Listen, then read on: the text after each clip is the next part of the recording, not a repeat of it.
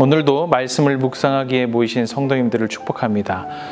오늘 우리가 묵상하는 본문은 11장에 나오는 믿음의 영웅들의 이야기를 이제 현실로 가져와서 그것을 근거로 실제적인 권면을 하였던 어제 본문을 이어서 또 다른 권면의 내용을 우리가 묵상하게 됩니다.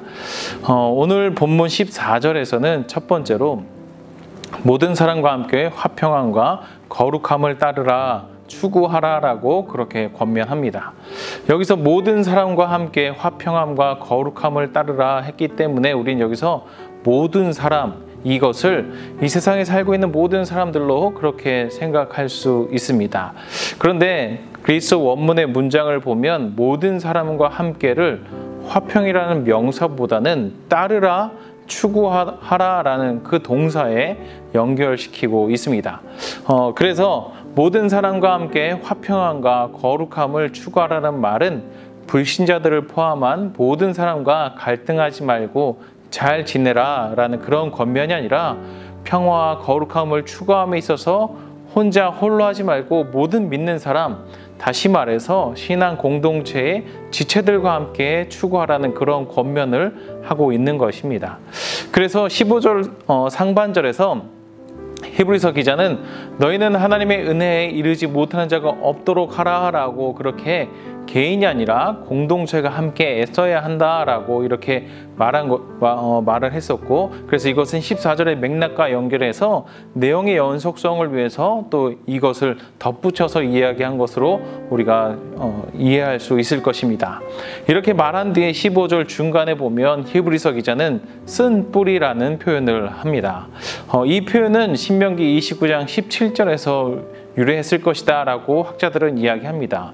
그런데 신명기 29장 17절 말씀을 보면 내용은 이렇습니다. 너희가 또 그들 중에 있는 가증한 것과 목석과 은금의 우상을 보았느니라 라고 말씀합니다. 우리가 간혹 듣게 되는 쓴뿌리라는 의미의 말과는 이 신명기 29장의 말씀이 사뭇 다른 내용의 말씀이다라는, 쓴뿌리가 말씀에서 이 쓴뿌리라는 표현이 유래되었다라는 것을 생각하시면서 좀 달라서 좀 의아하게 느껴진다라고 생각하시는 분들도 아마 계실 것입니다. 우리는 쓴뿌리라고 하면 어린 시절의 상처나 극심한 고통의 기억 때문에 생긴 마음의 병을 말한다라고 그렇게 대부분이 생각을 하지만 15절에서 히브리서 기자가 말하고자 하는 이 쓴뿌리라는 표현은 쓴 열매, 즉 우상 숭배와 교만을 일으키는 죄악된 의도, 경향성을 말하는 것입니다. 그리고 이런 죄악된 행동의 결과는 개인의 삶만이 아니라 공동체 전체에 영향을 주고 그것 때문에 공동체에 문제가 생기고 많은 사람이 더럽혀질 수 있다는 것을 말하는 것입니다. 이것을 잘 보여주는 것이 민수기에 나오는 광야 이스라엘 백성들이 시딤에 머물 때 모압 여자들과 음행하였던 사건, 이것을 들 수 있을 것입니다. 또 여호수아에 나오는 여리고성을 무너뜨린 뒤에 일어났던 아간의 사건, 우리가 이것을 또 생각해 볼 수 있을 것이고요. 또 선지서들에 나타나는 이스라엘 지도층의 타락이 이스라엘 전체의 타락으로 일어나게 되었고, 그래서 결국에는 하나님의 심판을 받게 되었다라는 것까지도 우리는 생각해 볼 수 있습니다. 이러한 쓴뿌리는 개인의 삶만이 아니라 공동체 전체를 위험에 빠뜨리고 또 하나님의 심판의 자리에까지 이르게 할 수 있기에 히브리서 기자는 쓴뿌리가 나서 괴롭게 하여 많은 사람이 이로 말미암아 더럽게 되지 않게 하라고 그렇게 권면한 것입니다. 그리고 세 번째 권면의 내용은 에서의 이야기를 통해서 말하고 있습니다. 에서는 자신이 하나님께 받은 장자의 권리를 당장의 허기를 채울 죽 한 그릇에 팔아 넘겼습니다. 이것은 에서가 하나님께서 아브라함과 맺은 언약을 무시하고 하찮게 여기며 에서 자신에게 있어서 중요한 가치는 오직 눈앞에 보이는 물질이며 육체적인 욕구 충족이었음을 보여주는 것이었습니다.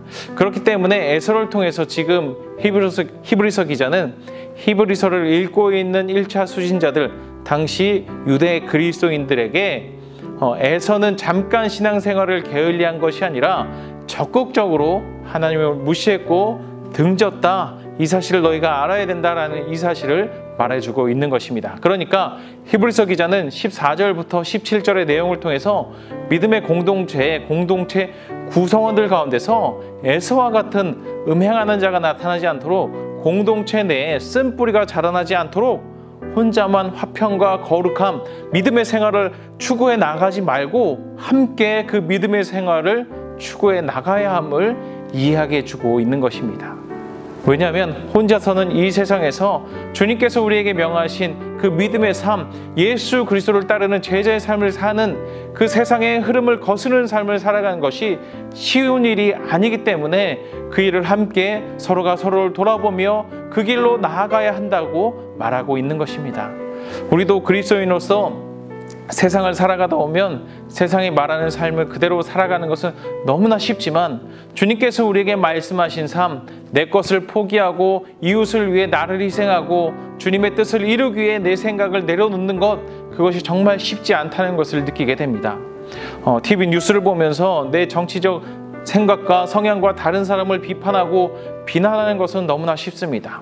또 드라마를 보면서, 영화를 보면서 즐거워하는 일도 참 쉽습니다. 그런데 그 뉴스를 보면서 우리 사회 속에 내재되어 있는 성경과 배치되는 모습, 성경의 말씀에 어울리지 않고 성경의 말씀을 정반대로 살아내는 그 사람들의 모습을 찾아내고, 그것을 성경에서 말씀하는 방향과 의도로 바꾸기 위해서 내가 무엇을 해야 될까, 내가 할 수 있는 일은 무엇일까를 생각하는 것은 어렵습니다. 또 드라마나 영화, TV 여러 프로그램들을 보면서 즐거워하고 만족을 느낄 수 있습니다. 그런데 성경을 읽고 말씀을 묵상하며 설교를 또 들으며 나 자신을 돌아보고 더불어 화평을 추구하거나 거룩함을 추구했던 그 모습을 생각하면서 즐거워하고 만족함을 경험하였던 그런 일들은 그렇게 많지 않을 것입니다. 그래서 우리는 14절에서 말씀하는 대로 모든 믿는 사람과 더불어 화평함과 거룩함을 함께 추구해 나가야 합니다. 나 혼자는 이 세상 가운데서 화평과 거룩함을 이루며 살아가기가 힘들지만, 함께하면, 우리가 서로 함께하면, 그 일을 서로 돌아보고 격려하며 행하면, 그러면 그 일을 조금 더 쉽게 해낼 수 있습니다. 그래서 우리는 모이기를 피하는 어떤 사람들처럼 하지 말고 모여서 함께 서로를 격려하는 일에 최선을 다해야 하는 것입니다. 예배의 모임만이 모임이 아니라 구역 모임을 모이기 위해서, 부서 모임을 모이기 위해서 애쓰고 또 힘써야 하는 것입니다. 마스크를 쓰고 모이는 것이 힘들겠지만, 그러나 그렇게라도 모여서 우리가 그 모임 가운데서 주를 볼 수 있게 되고 18절 이하에서 말씀하시는 흔들리지 않는 나라를 받은 그 소망 가운데서 하나님을 기쁘시게 하는 삶을 살아가게 되는 것입니다. 사랑하시는 성도 여러분, 코로나19가 새로운 변이로 다시 우리들 앞에 다가오고 있습니다. 연일 많은 확진자들이 나오고 있습니다. 그래서 우리가 모이는 것이 어려워질 수 있고, 또 모이는 것에 대한 그 마음의 부담감이 크게 되어지는 이런 상황 가운데 다시 우리가 들어가고 있습니다. 하지만 그 상황 속에서도 우리는 서로가 서로에게 안부를 묻고, 서로의 신앙이 죽 한 그릇에 장자의 권리를 판 에서와 같이, 에서처럼 그렇게 되지 않도록 우리는 하나님의 은혜에 이르지 못하는 자가 없도록 서로를 돌아보아야 합니다. 그리고 이 일을 해야 될 때가 바로 지금인 것입니다.